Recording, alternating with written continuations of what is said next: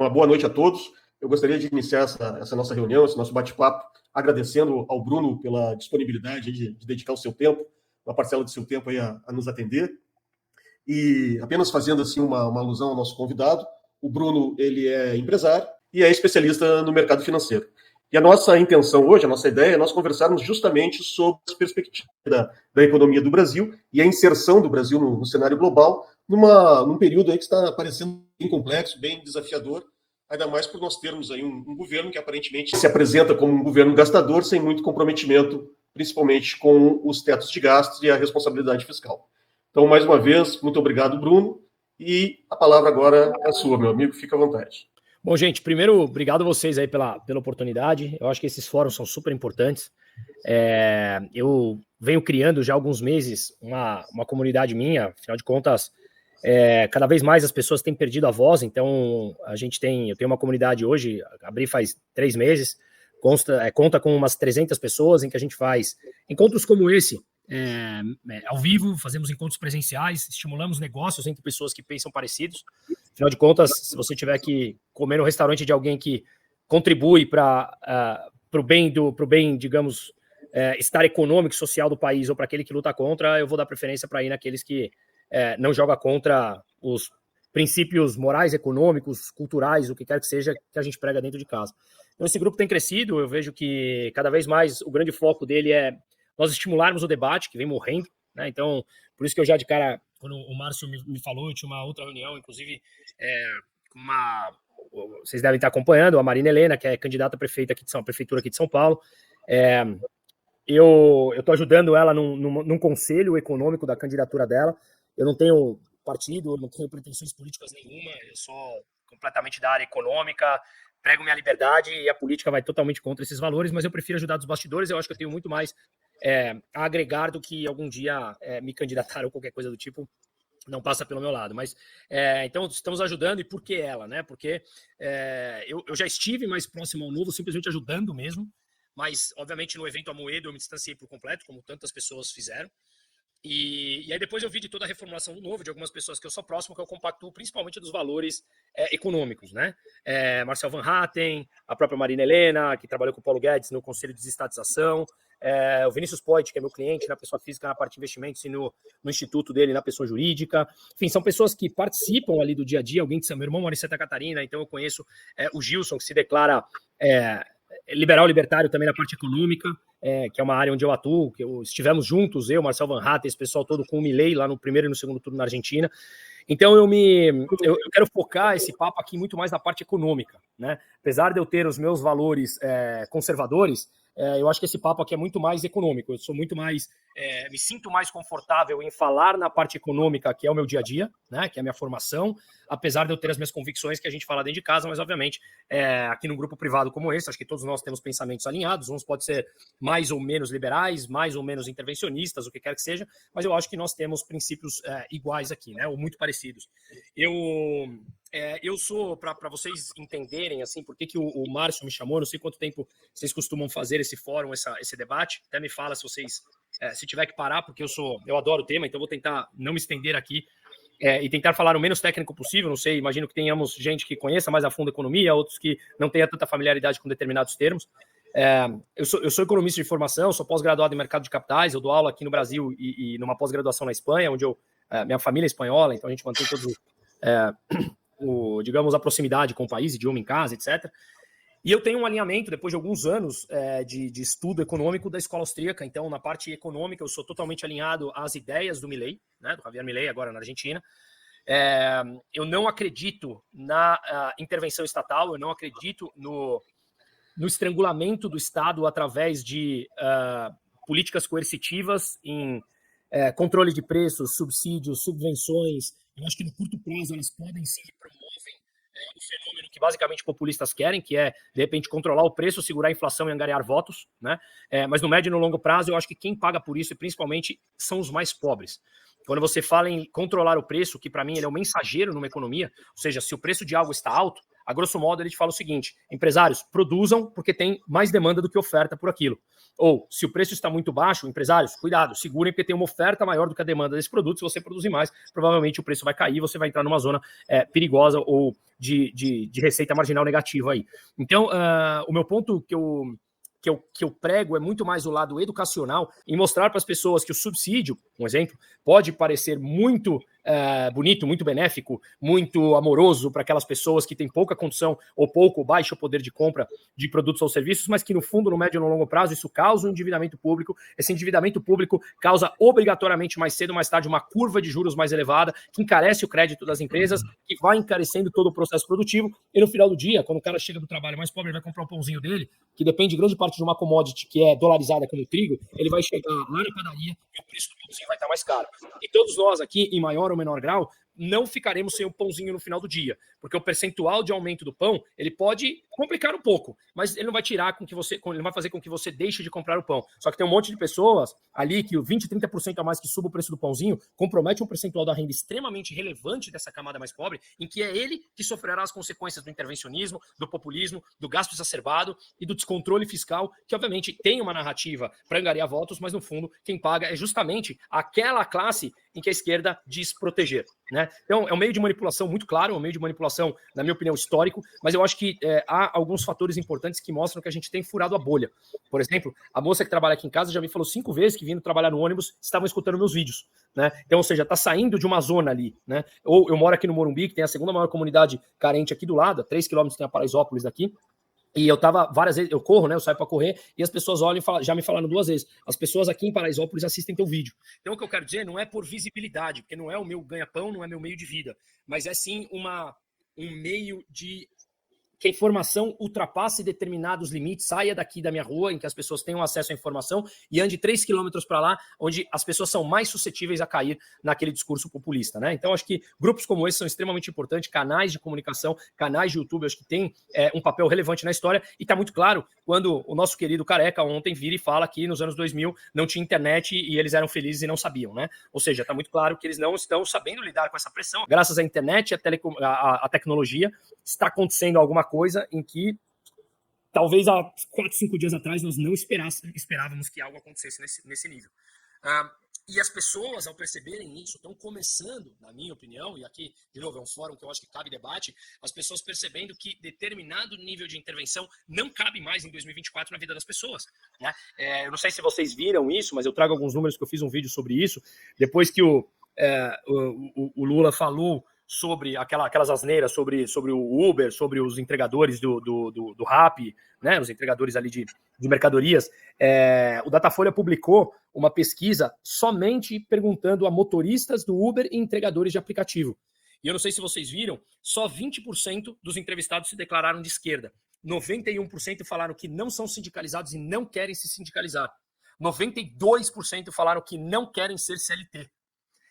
Acho que 78% falou que o que pega para eles de positivo é a flexibilidade de poder trabalhar. Então tá claro que aquela intervenção que eles pregavam da época getulista com uma forma de trabalho de CLT acabou, tá parado lá no passado. Ela não é que acabou, ela não é mais chamativa, ela não tem mais adesão a essa população que vê hoje na flexibilidade, em novos meios de trabalho que não existiam antes, essa possibilidade de fazer renda extra, de trabalhar como eles bem entenderem, fazerem sua própria renda, né?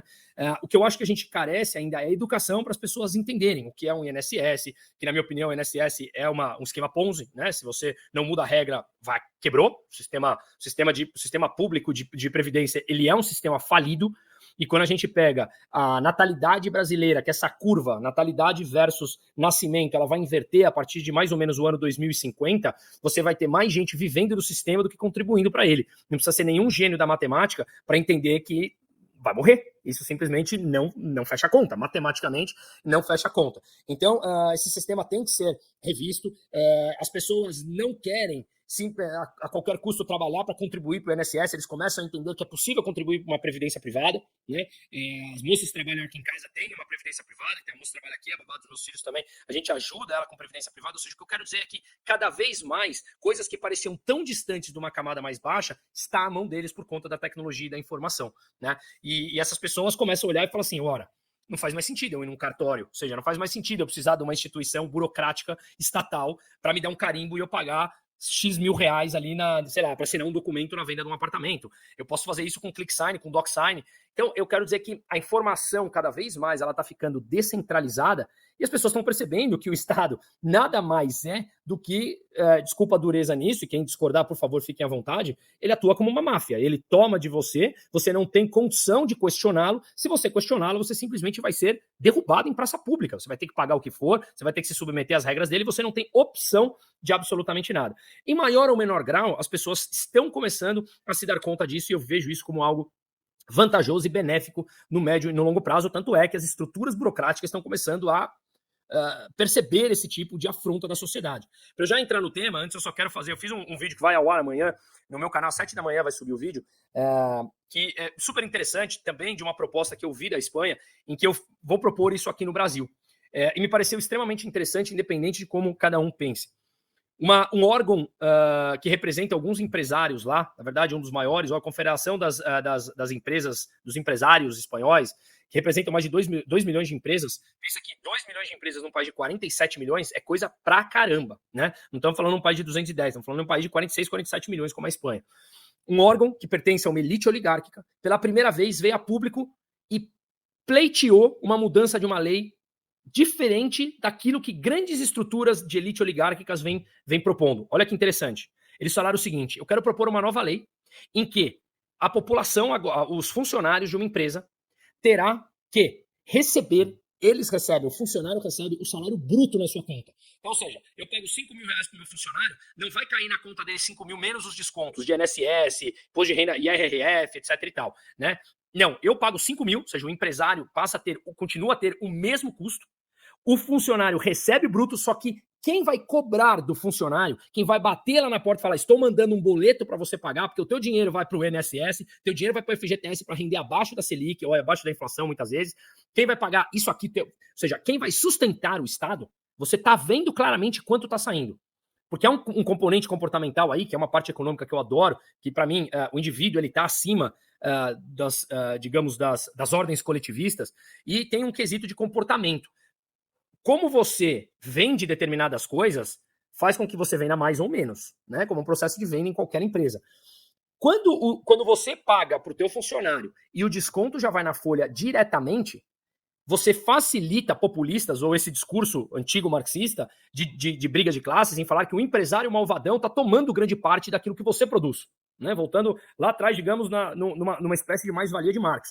Não, o que você muda nesse mesmo conceito é que o trabalhador vai ver para quem que ele está pagando aqueles descontos. Que não é o empresário que está descontando dele. Não, que eu estou pagando para o Estado e eu posso fazer uma conta e falar assim, olha, eu pago do meu salário, sei lá, R$1.000 é descontado aqui, eu paguei um boleto de R$1.000 para o Estado, quanto que o Estado me devolve? Cara, mas pera lá, se eu colocar meu filho numa escola aqui de bairro, custa, sei lá, X, se eu pegar um plano privado, mesmo que o mais básico me custa Y, sai mais barato do que de repente eu pagar isso para o Estado, que eu não quero isso do Estado. Enfim, você quebrar determinadas ordens e regras sociais que foram impostas para todos nós que estamos vivos, de todas as gerações a que cada um aqui pertence, para a pessoa perceber, olha, eu estou pagando para aquele fulano e eu quero ter a opção de fazer isso ou não.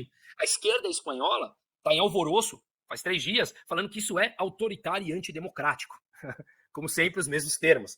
Autoritário e antidemocrático é você dar autonomia de escolha para a classe mais pobre que eles dizem defender. Então veja só como os discursos são iguais. Dei o exemplo da Espanha, porque eu quero dizer que cada vez mais, na minha opinião, todas as classes sociais, as pessoas estão percebendo como funciona essa manipulação dos burocratas de plantão. Só que o ponto que até o Amaro pediu para falar aqui entra na parte da perspectiva econômica, que tem tudo a ver com isso que a gente está falando, por isso eu fiz essa introdução. Um ponto importante é que a esquerda fala que o mercado, eles pouco se importam para o mercado, né? Então, pouco me importa com o mercado, pouco me importa como o mercado reaciona, o mercado é para rico. Não, porque se o dólar sobe, todos nós somos agentes econômicos, todos nós que compramos um pãozinho na padaria, nós somos o mercado.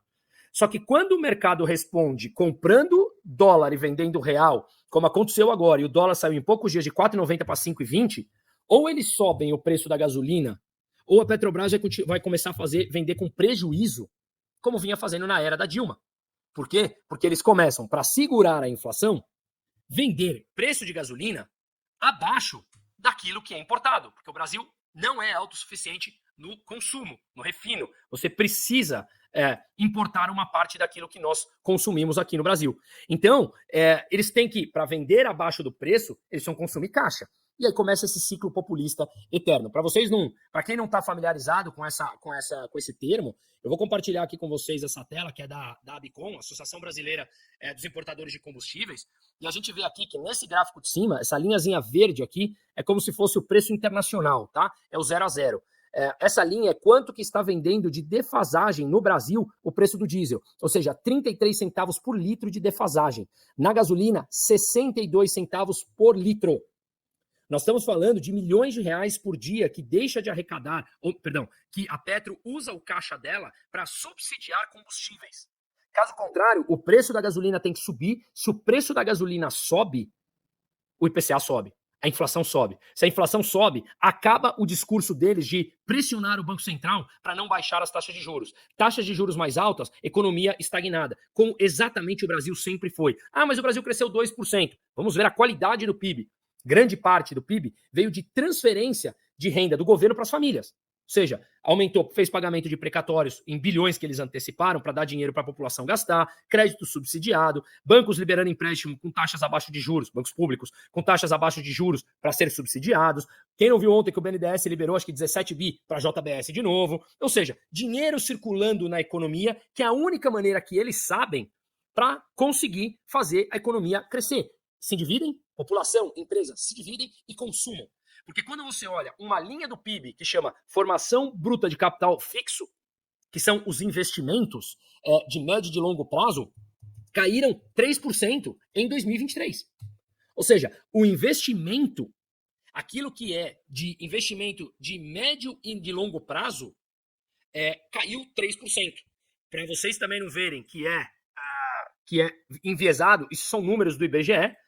Eu não sou assinante aqui, mas peguei a matéria agora, coloquei aqui, ó. Formação bruta de capital fixo recuou a 3% em 2023, após alta de 0,4% no quarto trimestre. Ou seja, o investimento que fica no país de 15, 20 anos, esse investimento caiu. Então a qualidade do PIB, ela tá menor. Se todos nós aqui distribuímos, sei lá, 10 milhões de reais na mão de cada um, você vai se sentir rico. Se daqui a pouco você tem que pagar essa dívida lá na frente, só que você já gastou todo o dinheiro, você vai estar em maus lençóis. É justamente isso que anda acontecendo. Quando você libera crédito através dos bancos públicos, subsidia usando caixa da Petrobras, toma dívida pública para injetar dinheiro na economia. Ou seja, você financia o gasto público através de emissão de novas dívidas. É essa explosão de dívida que a gente vê do Brasil.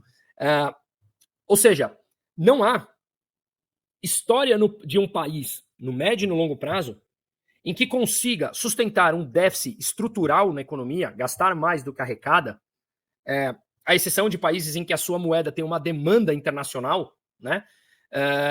Como o Brasil está fazendo. O Brasil hoje é o país mais endividado da América Latina. O Brasil hoje tem uma dívida frente ao PIB, não dívida nominal, obviamente, uma dívida frente ao PIB maior do que a da Argentina. Metodologia do FMI, tá? O FMI tem uma metodologia em que ele leva o total da dívida, não apenas aquela dívida que não está no balanço do Banco Central, total da dívida emitida pelo governo, tanto aquelas que foram colocadas no mercado, quanto aqui eles detêm na mão deles e não foram vendidas ao mercado, mas eles emitiram de dívida.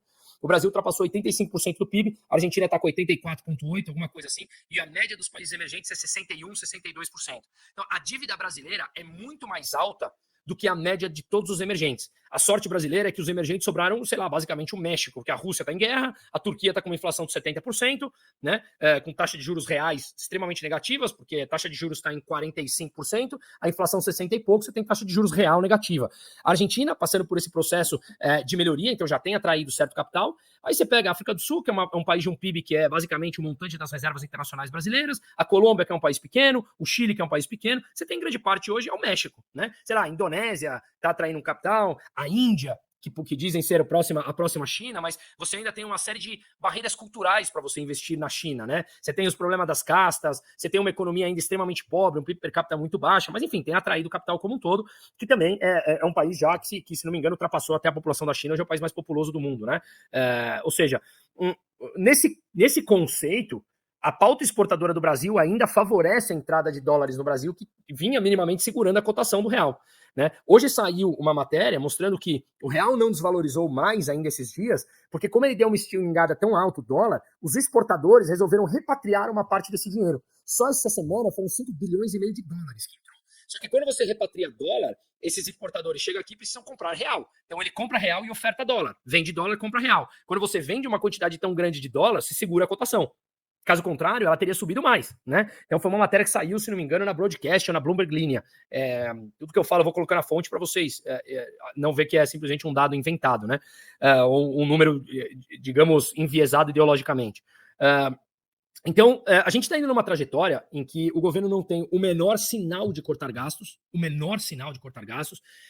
a gente chegou num ponto em que a nossa mínima salvação seria o Haddad, que é um cara que, em 1998, escreveu um livro que eu li, chama Em Defesa do Socialismo, em que ele se declara marxista, né? Ou seja, ele é um cara estudado e etc e tal, obviamente não tiro o mérito disso, é um cara que conhece muito da teoria, mas ele tem uma teoria que, desculpa, não funciona no mundo. Né? Tanto é que ele está indo contra a teoria dele e está defendendo o déficit zero. Se ele seguisse a linha daquele livro que ele escreveu em 98, vamos dar o benefício da dúvida que isso foi 26 anos atrás, talvez ele tenha mudado a mentalidade. Por outro lado, se ele tivesse mudado a mentalidade, ele ainda não estaria de mãos dadas com Dirceu, com PT, com Lula, com Glaze, com esse tipo de gente. Ele está indo contra tudo que ele pregou naquele livro. Porque hoje, o único que defende déficit zero no Brasil, que está dentro desse governo corrupto, é o Haddad. Então, olha a situação que nós nos deparamos em termos que esperar uma boa ação do Fernando Haddad, de um comunista declarado no livro dele, de 98. E eu aqui não estou para discutir política e ideologia, só que eu estou para discutir uma coisa.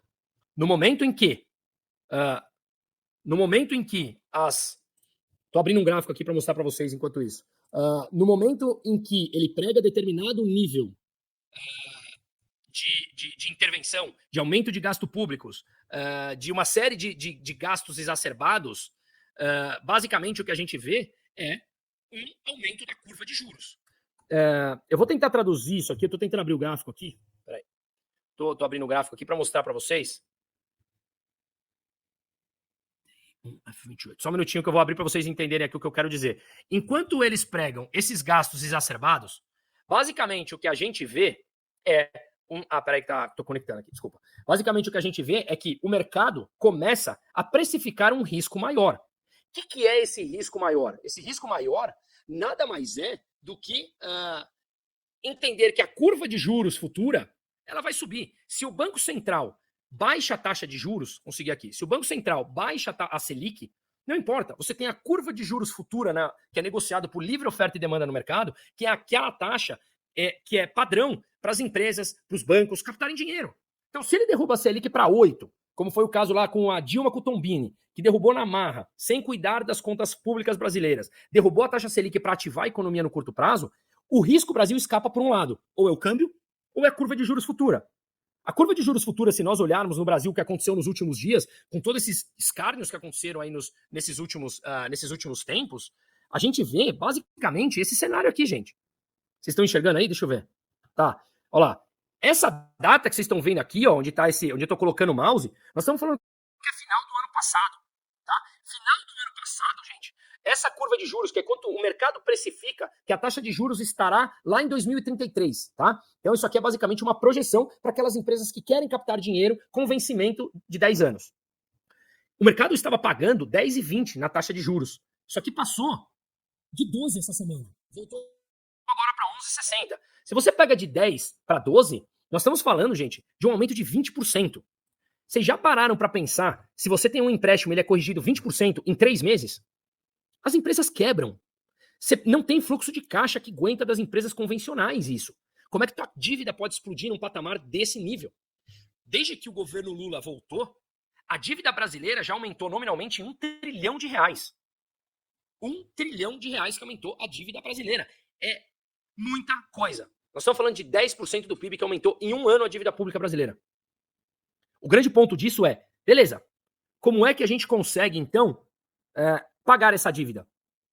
Se todos os anos você vem fazendo déficit atrás de déficit, ou todos os meses, que janeiro não teve déficit, teve superávit, porque você teve aquela arrecadação temporária dos fundos exclusivos, que pagou um estoque que paga uma vez, depois a recorrência é muito mais baixa, o mês de fevereiro e de março foram os piores da série histórica.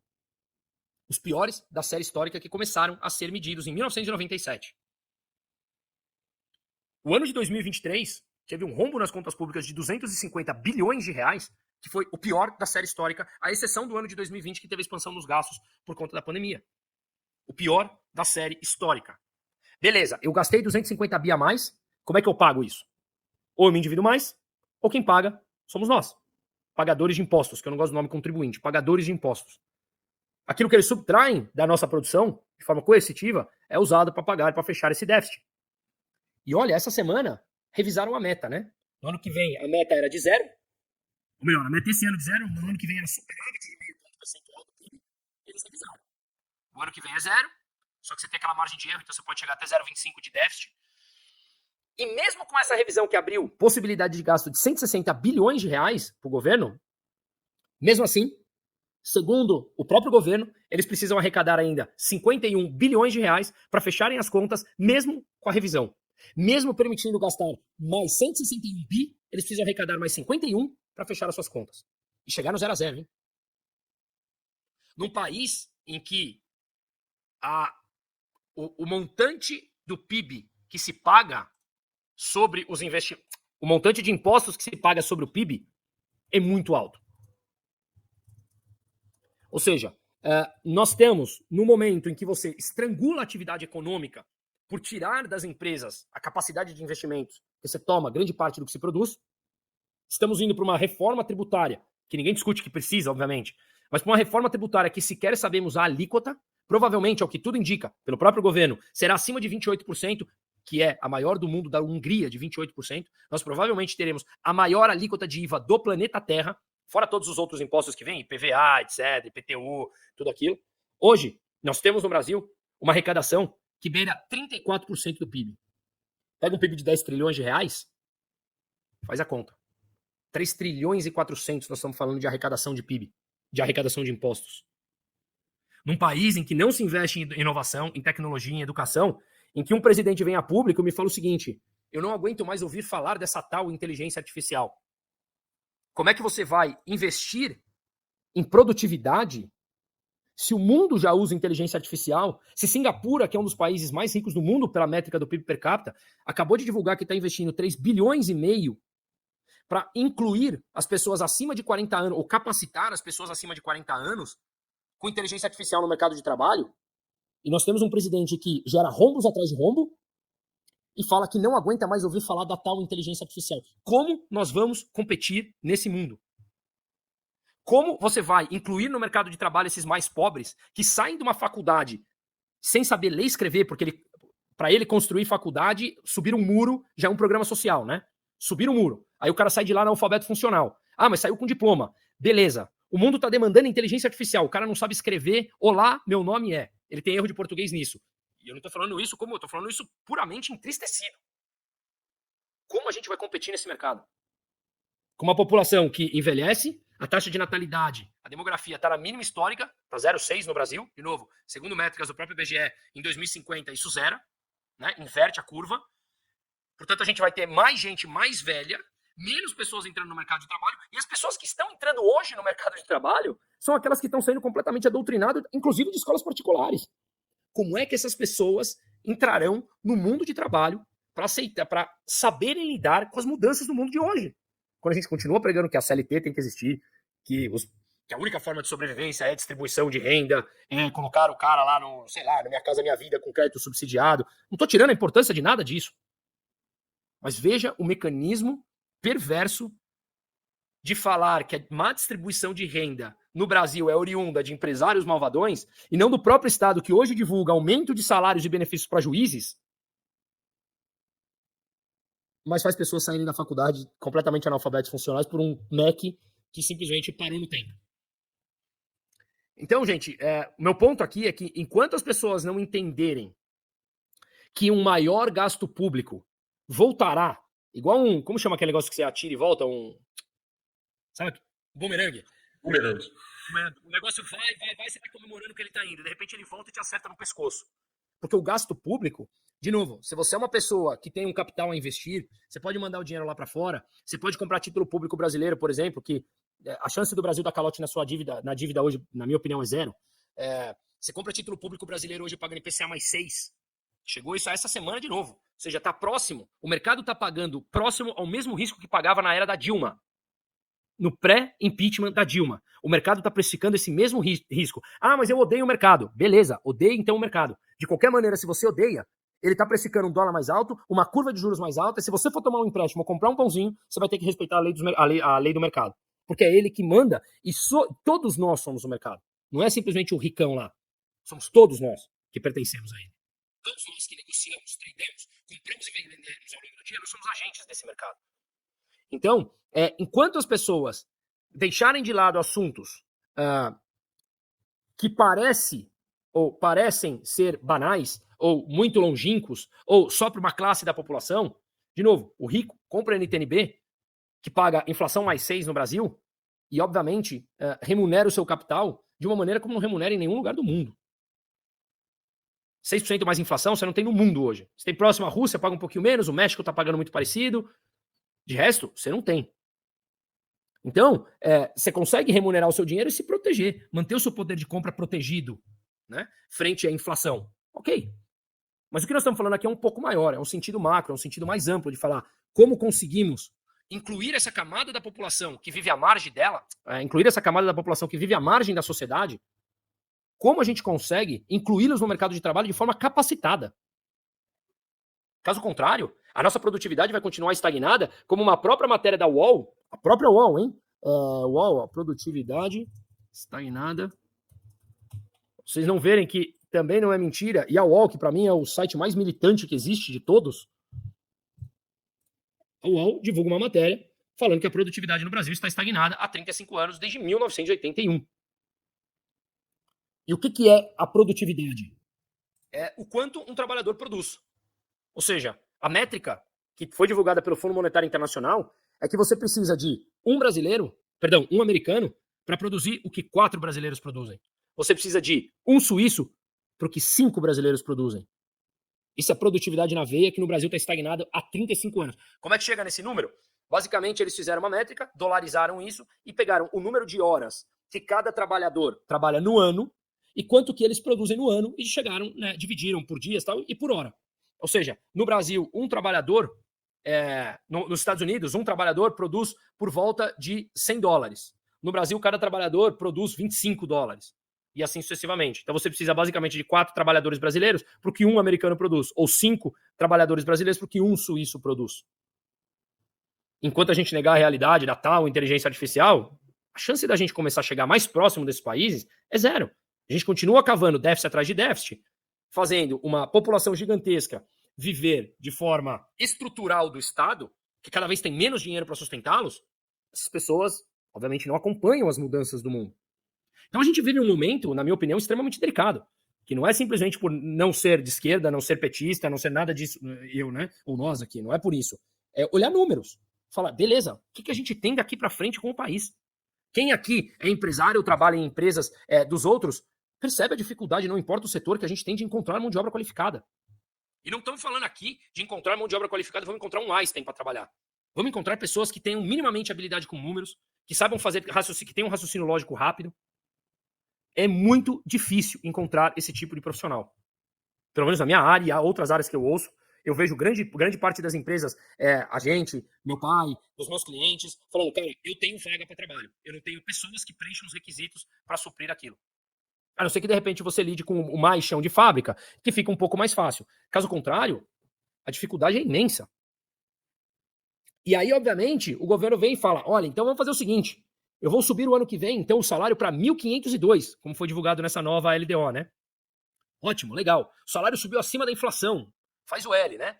Legal, então vamos analisar o seguinte. O que significa subir o salário? Subir simplesmente por subir, porque você coloca ele para ser corrigido através de um índice, como o INPC, Índice Nacional do Consumidor, você não simplesmente sobe o salário mínimo do trabalhador privado, você sobe toda uma cadeia de salários mínimos. Você sobe dos pensionistas, você sobe dos aposentados, né? Você sobe um gasto público representando bilhões de reais de um governo que já está entregando déficit bilionário mês após mês. O que eu quero dizer é que é mais dívida.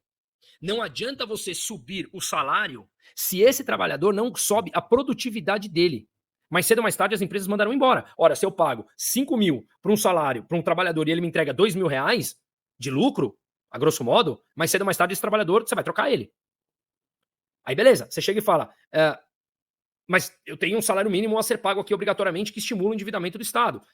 Certo? Aí, como é que eu subo o salário mínimo de grande parte da população com a produtividade estagnada? Se eles não entregam nada a mais, você vai tirar a margem da empresa ou vai fazer com que ela trabalhe no vermelho. Um estímulo a que você opere na informalidade.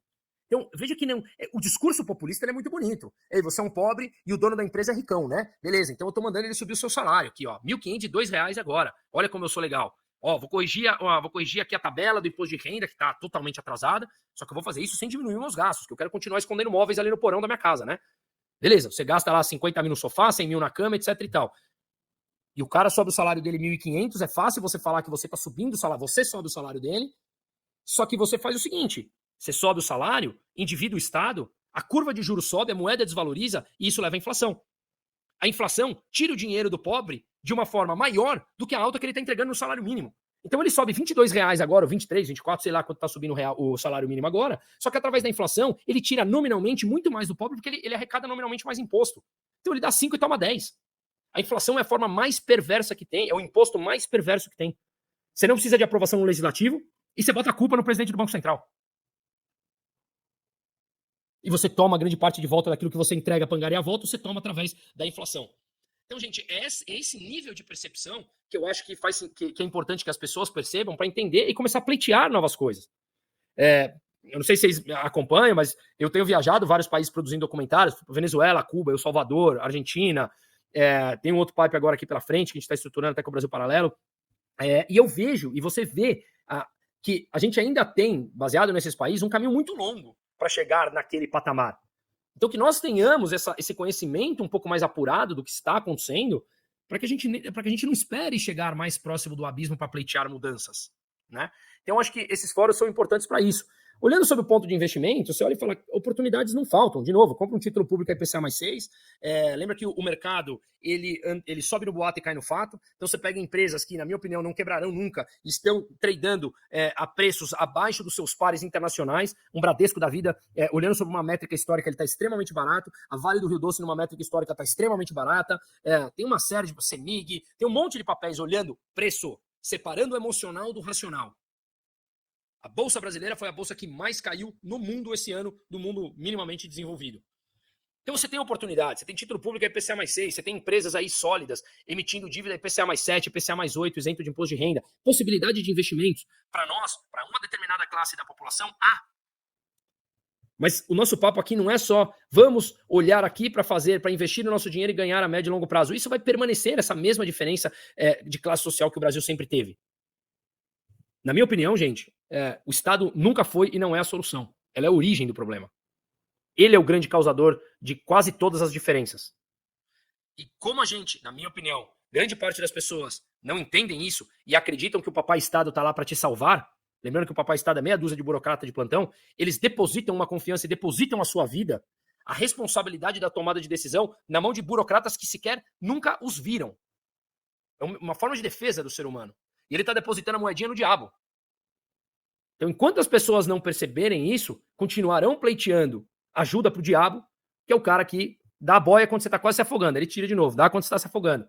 Mas ele nunca vai permitir que você saia da água. Senão, como o próprio Lula diz, quando as pessoas estudam, eles não voltam no PT. Então, gente, aproveitando aí, eu queria agradecer ao Bruno aí pela disponibilidade. É muito importante a gente ter esse tipo de contato assim, com pessoas realmente especialistas, pessoas que realmente daquilo que, na verdade, todo brasileiro deveria saber, né? E acho que isso é uma das grandes deficiências da nossa população, inclusive da nossa educação. As nossas crianças não são ensinadas em termos de investimentos, em termos de como aplicar o seu dinheiro, como economizar o seu dinheiro. Então, esse conhecimento que o Bruno nos traz, sem dúvida nenhuma, é de elevadíssima importância, e eu te agradeço muito, Bruno, ter dedicado esse tempo a nós. Eu cometi uma indelicadeza, que peço desculpa, nós não nos apresentamos no início da nossa conversa, Bruno, e eu acho importante, o Instituto Brasil Soberano, ele surgiu do diagnóstico que nós fizemos de que a nossa sociedade, a sociedade brasileira, a partir ali do final de 2022, das eleições de 2022, ela estava rumando em direção a algo que era não o desejável, né? Justamente o retrocesso àquelas políticas de populismo que já haviam uma vez nos levado à catástrofe e mais uma vez nós estávamos indo a ela. Então, 90% do nosso efetivo aqui, do nosso grupo, são oficiais do Exército. Nós temos o general Pinto Silva, que é o nosso decano, mais antigo general de Exército, já da reserva, e muitos de nós aqui, quase a totalidade de nós, somos coronéis do Exército. Temos médicos também, temos advogados, mas somos fortes em militares. Infelizmente, fruto de todo esse processo, estamos também envolvidos aí de uma forma indesejada em tudo o que aconteceu na política nesses últimos anos. O que eu gostaria de ver contigo, Bruno, tu és um dos sócios aí da Aquafé e vocês estão ali na Faria Lima, e o que nós vimos, a percepção que nós temos é que muitos das pessoas que trabalham ali no mercado financeiro, a Faria Lima é um ícone do mercado financeiro, muitos apoiaram Lula, apoiaram toda essa política econômica que já se mostrou desastrosa. E eles sabiam o que ia acontecer, eles sabiam o que vinha. Então, a minha pergunta, Bruno, seria mais ou menos essa. Tu tem uma explicação, o porquê do posicionamento dos teus colegas? Olha, eu acho que, bom, de novo, como eu falei aqui no começo, se olhar a escola econômica, o ponto econômico, falamos de costumes, valores, morais, conservadores que eu tenho, se olharmos a parte econômica, a escola que eu mais me adapto é a escola austríaca. E a escola austríaca, a gente prega por decisões de tomadas individuais, né? Ou seja, a economia é formada por vários tomadores de decisões em que o indivíduo é soberano dessas decisões. Por que eu estou te respondendo isso? Porque eu andei fazendo essa pesquisa. E eu não gosto de coletivizar nenhum tipo de argumento. A Faria Lima, a gente está coletivizando um monte de quadras da rua em que possa ser representada por algumas cabeças. A grande base da Faria Lima, tá, no âmbito privado, te falo, não são muitos, tá? Só que esses poucos fazem mais barulho do que os outros que têm medo de se calar, os outros têm medo de se expressar. Mas se nós ali tivéssemos a condição de chegar e falar, Faria Lima inteira desce nessa quadra, quem votou no Lula vai desse lado, quem votou no Bolsonaro vai desse lado, sem julgamento, se nós estivéssemos num mundo sem julgamentos e sem polarização, vai pro lado de lá e pro lado de cá. Cara, eu aposto que a ampla maioria votou contra. Só que os que votaram a favor, não digo que sejam poucos, tá? Os que votaram a favor fazem barulho, porque é bonitinho, é cool e é amorzinho falar em nome de um cara que, pra mim, cara, não deveria ter tido nem o Lula 1. Não dá nem pra acreditar nesse cara lá atrás. Então, de novo, não tenho dados pra te falar sobre isso, igual eu abri aqui durante minha apresentação outros. Mas eu tenho dados de quem a gente almoça, convive dentro do banco, fala. Concordo. Te agradeço, Bruno. Te agradeço a resposta. Por favor, André, tem uma pergunta para o Bruno? Antes de mais nada, Bruno, obrigado aí pelos esclarecimentos aí. Foi excelente aí a sua apresentação aí com os dados. Boa noite também ao general Pinto Silva, a todos os companheiros que estão presentes aí. E vou procurar, não vou me alongar nas palavras, mas vou fazer alguns questionamentos aqui baseados no que você falou, Bruno, para ter a sua visão em alguns pontos aqui como economista, né? A tua experiência, né? Você falou um pouquinho aí sobre a transferência de renda, né? Vou dar um exemplo aqui, até da minha cidade, né? Aqui, por exemplo, Saquarema, eu moro em Saquarema, no Rio de Janeiro, né? E aqui, por incrível que pareça, é uma cidade riquíssima, por quê? Em royalties do petróleo. Aqui não falta dinheiro, aqui a cidade é riquíssima, né? Só que a população é empobrecida. Ou seja, dão determinados benefícios, né? Sem nenhuma contrapartida, que, a meu ver, algumas pessoas até precisam do benefício, mas não há uma contrapartida. Por exemplo, faça uma capacitação para você ter direito ao benefício e, no futuro, você não ficar dependente, né, dessa ajuda estatal. Mas não. E aqui chega ao ponto de quem dá, no período de eleição, fala que o outro vai tirar e o outro tem que jurar que, se entrar, não vai tirar. Então, é um círculo vicioso, assim, absurdo, né? E, por exemplo, e a visão sua como economista, por exemplo, nós recebemos os royalties do petróleo aqui. Só que é uma tendência mundial de redução do uso de combustíveis fósseis. Então, a longo prazo, há uma tendência da diminuição gradativa desses royalties. Não é um aumento, não é um recurso estável eterno, né? E quando chegar nesse período de redução, por exemplo, aqui existe cidade do lado, Maricá, que tem ônibus gratuito. Aqui o cara quer colocar ônibus gratuito porque tem dinheiro sobrando, né? E esse dinheiro não é gerado pelo desenvolvimento econômico da cidade. Mas vai chegar um ponto que isso vai começar a reduzir, né? Queria uma visão sua sobre isso e outros pontos aqui, por exemplo, como você falou do problema do Uber, né? que as garantias trabalhistas ainda têm um forte apelo eleitoral, principalmente pela esquerda, né? A palavra trabalhador tem uma força, entre aspas, proletariado, né? Tem uma grande força, né? E tirar da informalidade, né, vai gerar tributos previdenciários. E isso tudo gera que a previdência no Brasil, qual o problema?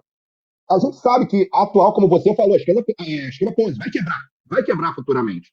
Mas essa quebra é vista, até eu estava vendo uma reportagem outro dia, a longo prazo. Longo prazo. Até lá a gente vai se arrastar no problema, mas não é um problema para o político imediato resolver. Vai quebrar lá na frente e estão empurrando com a barriga.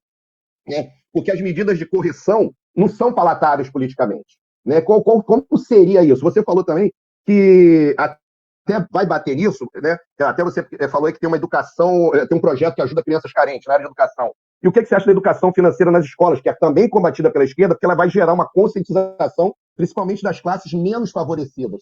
Há alguma visão, assim, da classe econômica, vamos dizer assim, com relação a essa educação financeira em escolas? Como vocês veem isso, ou acha que não? E também é um tema aberto, entendeu? Eu estou falando aqui como um leigo que está vendo os reflexos na sociedade das medidas que são tomadas, né? O investimento a médio e longo prazo. Você falou que estão diminuindo, né? Investimentos a médio e longo prazo. Não seria por causa do imediatismo das necessidades populistas do governo, que elas têm necessidades a curto prazo, que é o quê? Manter aquela popularidade artificial. E isso, realmente, a gente vê que não há preocupação com as medidas econômicas do governo a longo prazo. É tudo imediato. Para quê? Para atender aquela popularidade que está sendo criada de uma forma artificial. E, para finalizar aqui, a gente vê coisas na economia, né, medidas econômicas do governo que a gente fala, não estou acreditando nisso. Né? Por exemplo, o governo direcionou 16 bilhões para a Lei Rouanet, enquanto outras áreas como educação, saúde, segurança, são deficitárias, ficam deficitárias e sofrem cortes. Como um economista vê uma ação dessa de dar 16 bilhões para uma Lei Rouanet, porque isso deve impactar as análises econômicas, não é possível que não seja impactado, que vai dar para a Lei Rouanet, e áreas críticas da sociedade não são atendidas. São esses questionamentos, desculpa se eu me estendi um pouquinho aí, mas foi tudo baseado mais ou menos no que você falou aí. Não, legal. Vou começar pelo final aí. Não tem como. Coloca no mudo, André, por favor, para não voltar o som aí. Obrigado. É claro que esses 16 bi da Lei Rouanet afetam. E são 16 bi da Lei Rouanet, são 15,7 bi que o Congresso, vamos lembrar, né? O Congresso liberou semana passada para que o Lula gastasse sem justificativa de como ele precisa gastar, né?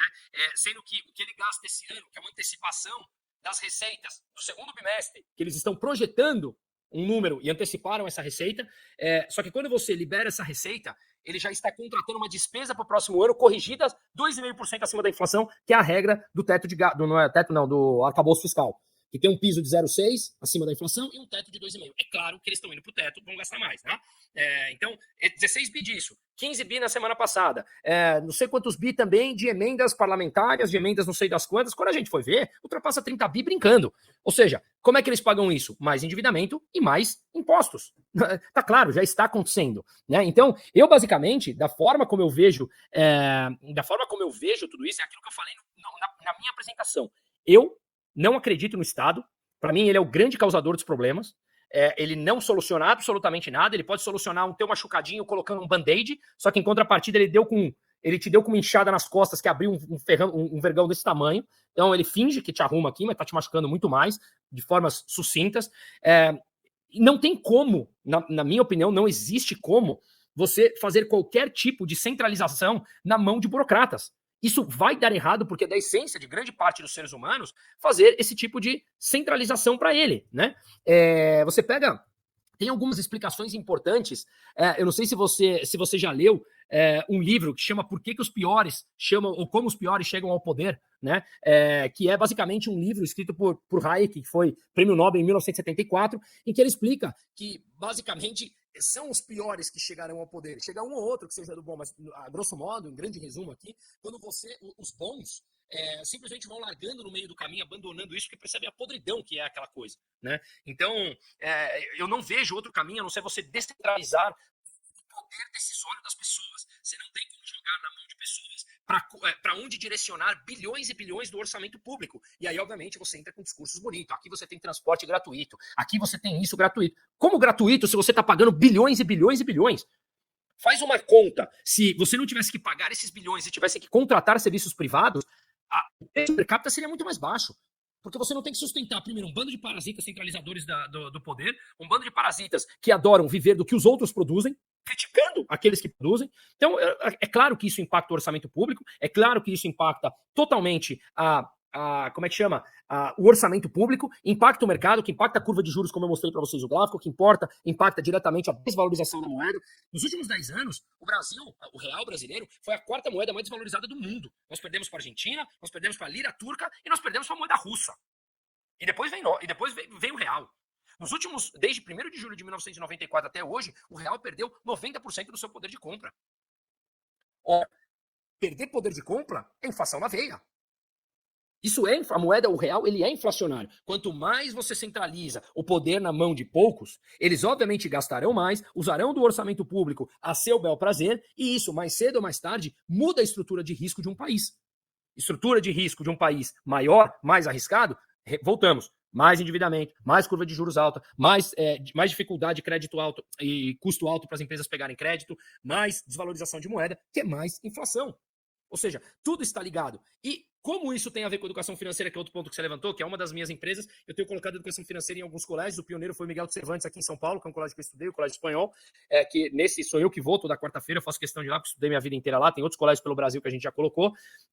O MEC agora tem falado, que tem colocado a obrigatoriedade de educação financeira, mas assim, é muito, muito, muito, muito pouco o conteúdo, e o mais importante é quem são as pessoas aptas a ensinar educação financeira.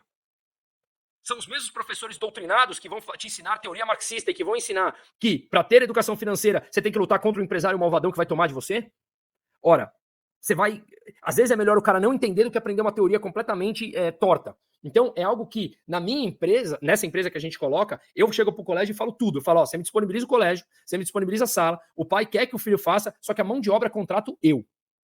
Tudo a gente faz, o professor, porque são coisas que a gente treina interno, para saber efetivamente qual é o tipo de educação financeira que você está dando. Que, de novo, não é educação financeira com ideologia, é educação financeira. Eu quero entender o que funciona no mercado financeiro, eu quero entender o que é uma curva de juros, eu quero entender o que é receita menos despesas, eu quero entender como controla o dinheiro, como controla o orçamento dele. É esse tipo de coisa. E não começar a falar que você tem que ser a favor de luta de classes, etc e tal. Senão, obviamente, você vai deixar pessoas despreparadas chegando no mercado como um todo, né? Sobre os royalties que você falou, eu acho que com esse governo, cara, sinceramente, não dá pra gente esperar nada. Na minha opinião, quando a Petrobras caiu nesse patamar ali com 15%, falando que não iam distribuir dividendos, em que eles são grande parte do beneficiário, porque eles são majoritários na Petrobras, né? Eles, quando eu me refiro ao governo federal, eu confesso que eu tive a ousadia de comprar a Petrobras, apesar de eu não gostar de ter empresa pública na minha carteira. Porque, na minha opinião, eu fiz o seguinte ponto. Eles não têm dinheiro para fechar a conta deles, e eles vão precisar, sim ou sim, porque o Lula não corta gastos, eles vão precisar, sim ou sim, distribuir os dividendos extraordinários, porque já está chegando no limite de você poder subir impostos da população. Ou seja, isso para mim foi notícia plantada, em que, mais cedo ou mais tarde, eles entrariam comprando esse papel, distribuiriam dividendos, como a gente já está vendo nas notícias que isso está começando a ser divulgado, distribui esse dividendos, porque eles são grande parte do beneficiário, que eles estão colhendo, passando o chapeuzinho para fechar a conta dele. E claro, o Lula não vai diminuir gastos públicos. Então é claro que eles vão distribuir esses dividendos. E sim, eu concordo que há outras alternativas de energia surgindo. O Brasil hoje, ele é, atrás da Noruega, o segundo país que mais tem energia limpa produzindo, né, de matriz energética. Acho que são no Brasil 80%, 85%, a Noruega 99% já, incluindo, obviamente, grande parte de hidrelétrica, mas eu acho que eu, como uma pessoa pró-empreendedorismo, eu acredito realmente que o conhecimento está disperso na economia e que os empresários são hábeis o suficientes para ir, ao longo do tempo, colhendo essas informações e propondo soluções empresariais para solucionar esses problemas, como vem acontecendo. A energia solar, a energia eólica, simplesmente tem que dar tempo ao tempo e não enfiar goela abaixo, principalmente essas políticas que tentaram enfiar goela abaixo de carro elétrico em 5 anos, disso, daquilo, que o mundo vai acabar e você não vai respirar daqui 5 anos. Se deixar dar tempo ao tempo, olha o que nós estamos fazendo. Nós temos um grupo onde tem pessoas em todos os lugares espalhados do Brasil ou do mundo aqui, pode ter. A gente conversando em tempo real, ao vivo, com uma série de tecnologias envolvidas, em que tudo foi desenvolvido pelo mercado privado. Nada foi desenvolvido pelo Estado. Foi tudo desenvolvido apesar da existência do Estado pisando na nossa garganta. Só que, claro, a gente viveu uma era que, na minha opinião, também está acabando, o pêndulo está voltando ao normal, de que aquilo, o mundo vai acabar, tem que só andar de carro elétrico, tem que comer carne de soja, essas papagaiadas que inventam aí do dia para noite, tendo que enfiar a goela abaixo da gente. Só que isso tem um custo, e o custo disso chama-se inflação. Quando você tenta colocar algo que ainda não está plenamente desenvolvido para atender uma massa, você vai fazer, isso se traduz em preço mais alto. Preço mais alto, quando bate no bolso, até os amorzinhos ali da Faria Lima, como o Amaro falou, resolvem mudar de ideia. Até os amorzinhos de 40 anos de idade que ainda pedem dinheiro pro papai no final do mês, esses caras de 40 anos que apoiam o Boulos, resolvem mudar de lado. Então, a verdade aparece e eu acho que ela tem aparecido ao longo do tempo, cara. Desculpa se eu fui um pouco mais crítico nessa parte final, mas é que realmente isso me impacta demais, porque, de novo, o impacto é o resultado das nossas empresas, impacta o resultado da criação dos nossos filhos, e aí, quando você mexe na propriedade privada do outro, eu acho que passou do limite, cara. Bruno, obrigado pela resposta, Bruno. Eu gostaria de... Eu teria duas perguntas, assim, sem querer abusar de ti. Depois eu te passo, Fernando. E as duas perguntas seriam, assim, no âmbito internacional. A primeira delas se refere justamente ao cenário global. Tu mais ou menos já abordou aí nessa tua última resposta. A impressão que o leigo tem, e eu me coloco como leigo nesse aspecto, é que a maior parte das decisões importantes no Brasil, elas não são tomadas no Brasil. Elas são tomadas de uma elite internacional que está impondo uma agenda que pode até ser traduzida, não totalmente, mas em boa quantidade, pela tal Agenda 2030. Isso parece uma vontade internacional que está sendo enfiada goela abaixo em diversos povos, não só aqui. Eu falo tua, mas eu sei que tu é brasileiro, mas a Espanha também é um país que está com isso bastante arraigado, e essa ideologia ESG, eu não me desculpo, mas eu não compartilho muito assim dessa opinião de que isso está acabando. Hoje mesmo, aqui no Rio Grande do Sul, eu estou aqui no Rio Grande do Sul, nós tivemos ali no jornal da Globo, né, no jornal que passa 7 horas, uma reportagem de 10 minutos, ou seja, quase 90% do jornal foi sobre energias renováveis e a doutrina ESG, que a gente sabe que causa um custo para as empresas enorme, e o Estado, apesar de ser gastador, de consumir quase 1/3 do que a sociedade produz em impostos, ainda assim ele quer terceirizar mais responsabilidades através dessa metodologia que impõe aí restrições ambientais e de governança, e até mesmo responsabilidade social, coisas que seriam atinentes ao governo. Então, cada vez mais os empresários ficam sendo tolhidos, a mão de obra não é especializada, como tu muito bem disse, e o cenário parece ser bastante caótico. Mas, como eu disse, e aí é a minha pergunta, isso vem imposto de algumas autoridades globais. E isso teria, essa é a minha pergunta, isso teria como o Brasil se desprender dessas imposições? E a minha outra pergunta é mais específica, ela se refere à Argentina, que tu também tem um baita do conhecimento. A Argentina agora está com um presidente libertário, e esse presidente libertário está cortando uma série de gastos, inclusive para a população carente, e a gente sabe que no cenário da Argentina, a maior parte da população está carente, até mesmo pela atuação da esquerda. Existe a possibilidade de um presidente que está cortando essas transferências conseguir uma reeleição? Bom, vamos começar pelo primeiro ponto ali. Quando você falou do ESG, que são pautas que eu acredito que vieram para ficar, mas ela puxou, na minha opinião, quando eu falei que está voltando o pêndulo, não significa que ela vai deixar de existir, mas que ela veio, o pêndulo puxaram demais para um lado e ele vai voltar para o equilíbrio, né? Então, na minha opinião, você pega, sei lá, carros híbridos, carros elétricos que eu nunca acreditei a tão curto prazo, você está vendo as locadoras vendendo grande parte deles, a Tesla que mandou embora 10% dos seus trabalhadores na Califórnia, enfim. Por quê? Porque tem um custo muito grande, o carro ainda é muito mais caro, tem um custo grande da infraestrutura como um todo, enfim, todos os seus problemas que ele tem. Mas nada impede que daqui 50 anos, sei lá, a tecnologia já esteja disponível e isso venha a ser uma realidade. O que eu acho que está voltando o pêndulo ao normal é que para de ser tão impositivo quanto estava na pandemia, que virou aquele politicamente correto insuportável para absolutamente tudo. Então, não acho que o ESG morre. Eu acho que ele volta para um patamar de equilíbrio mais cedo ou mais tarde. Como, por exemplo, empresas que, como você mencionou, o Fórum Econômico Mundial, ou lá, o próprio Milei fazendo esse link com a Argentina, deu para mim um show lá em Davos, na frente dessa elite, nessa elite burocrática como um todo, falando que tinha que falar na cara deles. Por que eu fiz o link com o Milei aqui? Que esse pessoal durante a pandemia falava que tinha que ser imposto isso do dia para a noite, essa mudança brutal. Então eu acho que tem coisas positivas, apesar de eu não estar de acordo, porque eu acredito que as coisas vão acontecendo conforme são desenvolvidas novas tecnologias no seu próprio tempo, como o mundo mostrou até hoje. Cara, o G do ESG, a governança, eu não sou contra. Pô, você quer investir numa empresa que tenha mais governança, que tenha mais transparência de dados. Ninguém gosta aqui de ter dinheiro numa Americanas e de repente ter um balanço fraudado em 40 bilhões de reais. Né? Mas eu tenho a Price que estava auditando o balanço. Porra, então passou pela Price também, né? E eu perdi lote de dinheiro. Posso recuperar pode recuperar dali quanto tempo? E o teu custo do dinheiro parado num CDI alto de Brasil, né? Ou seja, o governança, eu acho que tem coisas do ESG em que elas são coisas positivas, né? Mas, cara, faça com calma. Vai acontecendo. Se houver demanda, vai ter empreendedor suficiente, brilhante, para desenvolver uma tecnologia para suprir a demanda de um consumidor. É assim que sempre funcionou. E se o mundo demanda por uma energia mais limpa, beleza. Então vai ter alguém para desenvolver. Só não enfia ela baixa que tem que ser do dia para noite, porque a cada década, desde os anos 70, falam que o mundo vai acabar. Né? E vendem esse terrorismo ecológico e essa coisa toda. Então é isso que eu digo que começa a voltar. Uma BlackRock da vida, lembrei o que eu ia falar, uma BlackRock da vida, que é uma dessas aí dos grandes, sei lá, globalistas da vida, a BlackRock anunciou que não está mais investindo em fundos ESG delas.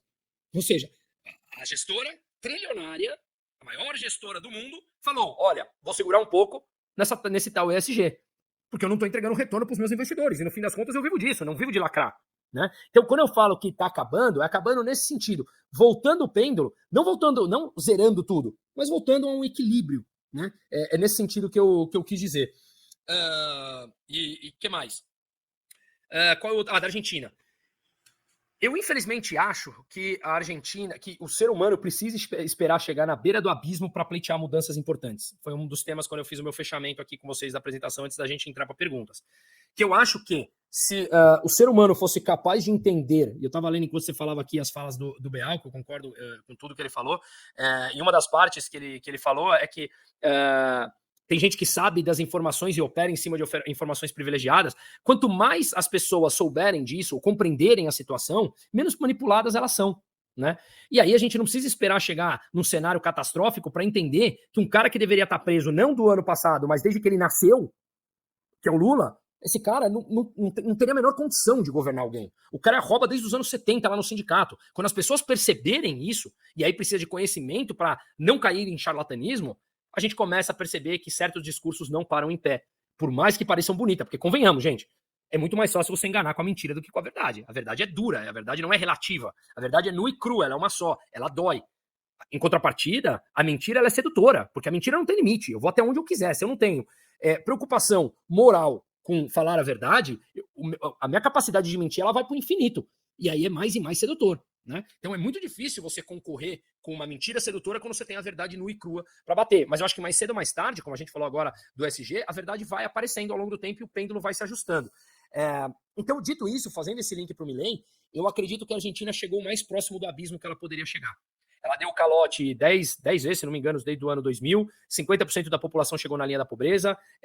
Na rua, a inflação oficial falava de 200 e pouco, mas na rua estava mais de 400%. O peso ninguém mais queria poupar em pesos. Então, você chegou num nível de economia tão deprimida, né, tão marginalizada, que você simplesmente não tem mais escapatória a não ser pleitear e aceitar algum tipo de mudança muito grande. Eu acho que eles já passaram por esse ponto em que você falou de uma reeleição, que foi o Macri. O Macri é um cara que é o chamado, digamos, em cima do muro, lá atrás, né? Quando ele foi eleito, o tal PSDB daqui, digamos, que teve a chance dele, não apresentou as mudanças tais para a economia e abriu margem para voltar o esquerdista.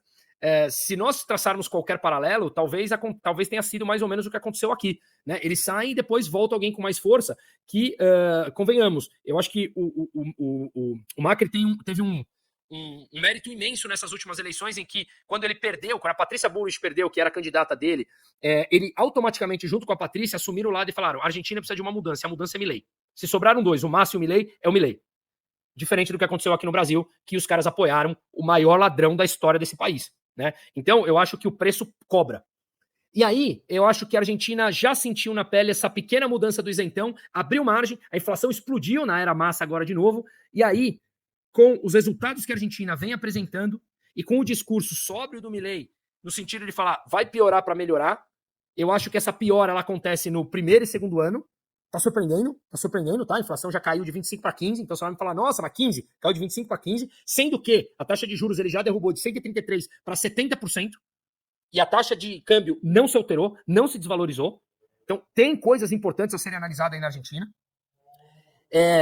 Dito isso, Amaro, eu acho que, sim, cara, eu acho que o Milei vai surpreender o mundo. Não é por nada não, tá? Não é por nada não. Não é porque eu sou da linha dele de economia, é porque o nível de deterioração econômica na Argentina chegou a tal ponto que essas políticas de choque, cara, estão tendo resultados mais rápidos do que se esperava. Muito obrigado, meu amigo. Por favor, Fernando, tu tem alguma questão? Boa noite, Bruno. Boa noite, pessoal. Estão me escutando aí? Tá. Sim. Tá. Obrigado pela apresentação aí, Bruno. Bastante esclarecedor. E eu tenho duas perguntas diretas e uma colocação depois. A primeira pergunta é o seguinte: ouvi alguns passarinhos cantando, dizendo aí que até o final do ano, Petrobras, Correios e Caixa Econômica Federal vão quebrar. Você que está no meio do mercado aí, é isso mesmo? Até o final do ano, Caixa Econômica não vai ter dinheiro para pagar os benefícios? Vai ter funcionário público ficando sem salário? Correio já afundou? Petrobras está afundando? Essa é a primeira pergunta. A segunda pergunta é o seguinte: se até o final do ano esse desgoverno cair, quantos anos nós vamos levar para recuperar nossa economia aos níveis mínimos de sustentação? E a terceira eu gostaria de colocar só que tudo que está acontecendo é nítido e notório, que é a falta de conhecimento. O resultado da falta de conhecimento, da falta de educação, não é falta de cultura, não é falta de educação, ela, ao longo das décadas, ela deu no que deu agora. Nós estamos colhendo o que plantamos lá atrás. E eu faço paralelo com a Coreia. Acho que a maioria daqui do grupo sabe a revolução educacional que a Coreia fez a partir da década de 80. É invejável o que eles fizeram.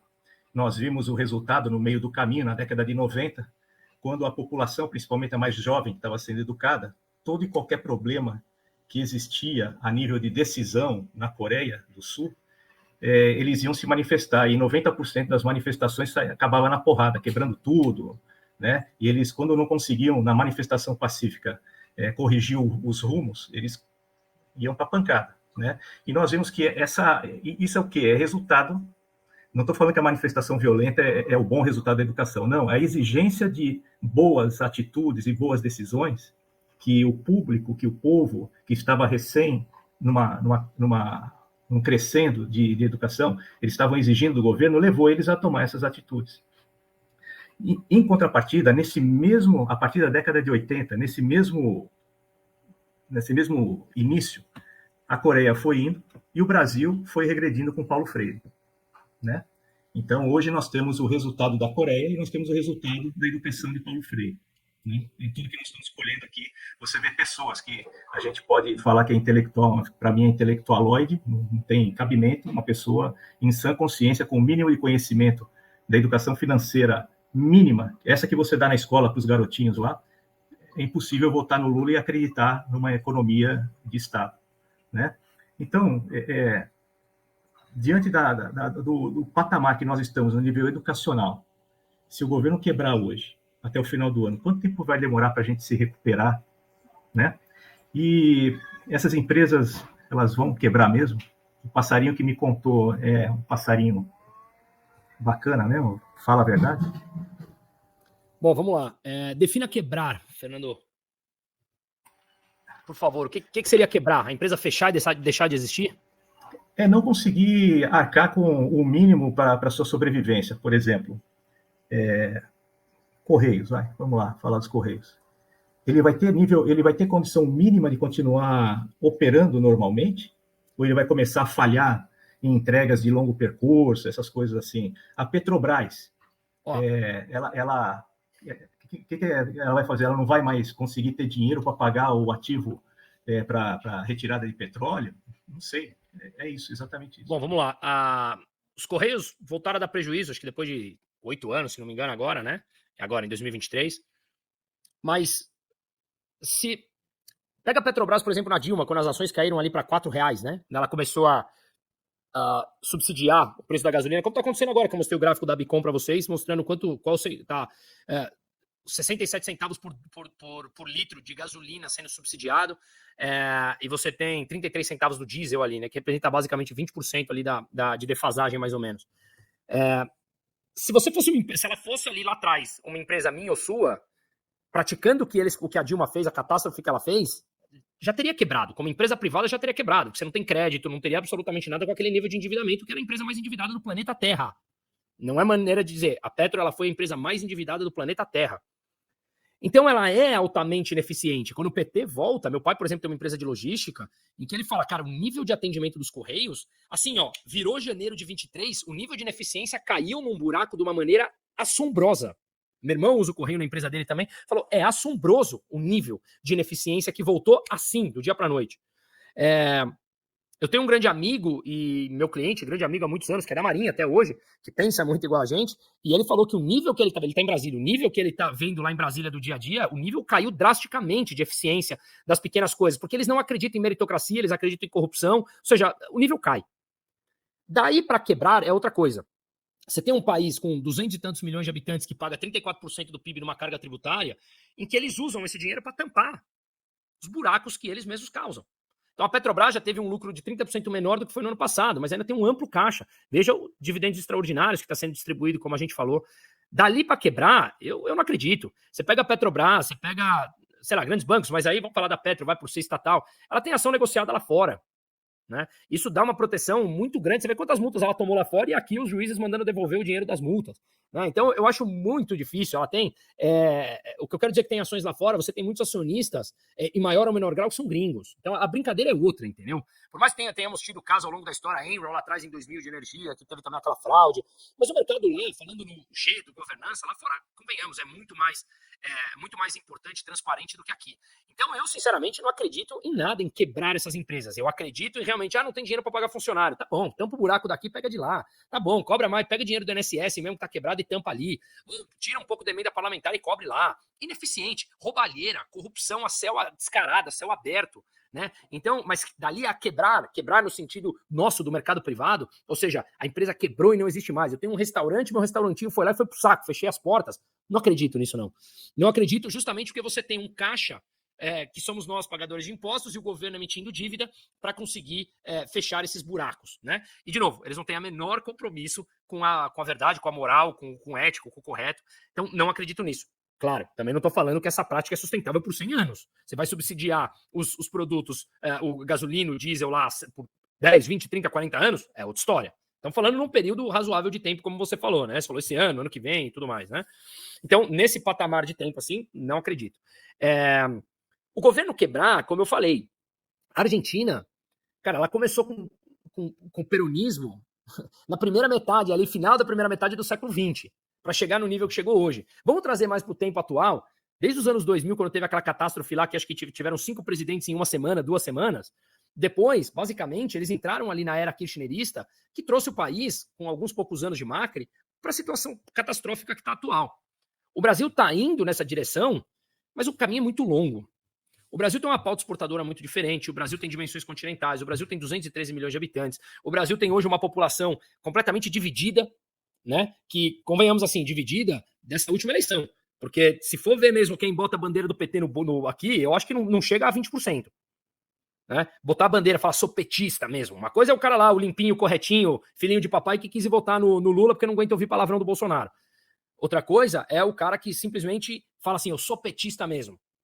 Né? Ou seja, quando o kirchnerismo, a política kirchnerista, o Chávez foi eleito em 98, 99 na Venezuela, o Lula 1 aqui, era um mundo completamente diferente. Hoje, eu acho que ele não tem esse espaço todo para levar o Brasil nesses 20, 30 anos que demorou para a Argentina chegar, que talvez demorasse isso para o Brasil chegar. O Brasil hoje tem uma reserva de 360, 370 bilhões de dólares, 97, 98% da dívida brasileira é dívida interna em real, só 2, 3% é dívida externa em dólar, que cobriria com as reservas internacionais. Então, a curto prazo, a chance do Brasil dar calote na dívida é 0. O Brasil ainda está emitindo dívida lá fora e tem uma demanda por essa dívida maior do que a disponibilidade da oferta da dívida. Então, o Brasil não está com tamanha dificuldade em captar investidores para essa dívida. O que eu quero dizer é, os investimentos na economia real, como a gente mostrou, vem caindo. Os investimentos estrangeiros diretos, agora chamado de IDP, né, investimentos diretos no país, caíram 36% de 2022 para 2023. Mas ainda estão vindo. Né? Então, o que eu quero dizer é, há sinais claros que a economia está se deteriorando. Fato.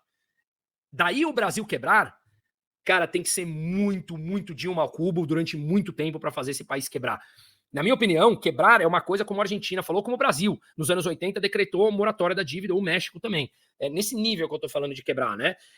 Caso contrário, a gente continua nesse eterno Brasil. Crescimento medíocre de 1, 2% ao ano de média, salário, produtividade estagnada há 30, 35 anos, como a gente mostrou aqui na matéria, cada vez mais classes sociais divergentes, porque o Estado otimiza essa diferença de classe social.